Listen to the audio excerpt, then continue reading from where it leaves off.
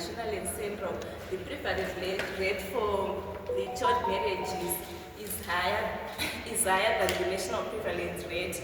Whereby we are saying the national prevalence rate for teen pregnancies it's 36.4, whereby for our province it's higher and it's 49.4%. So we then wrote a concept note seeking funding. We are grateful to got the funding from UNFPA and the support from National AIDS Council. Then we started it as a pilot project, which says not in my village, and in Shona it's Kwete Mudunu Rangu. So this campaign takaita tichitungamidza madzimambo edu tine kutenda kuti kumatunhu kwatinenge tigere ndova neoverall power uyezve ndova nesimba and authority to everyone with the community.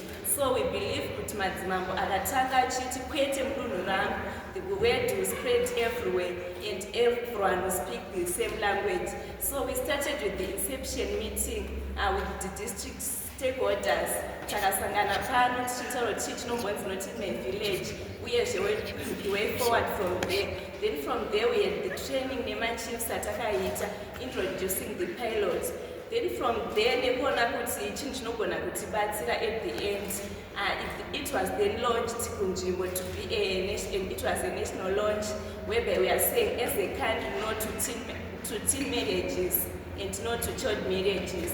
So this week we are here again at Mazowe with the chiefs whereby takugadzira bylaws and also takusanganisa Roman Dutch laws with the traditional laws kuti ndezvipi zvatingaite so that tinoderedza kurodzwa nekumitiswa kwevana kumatunhu edu.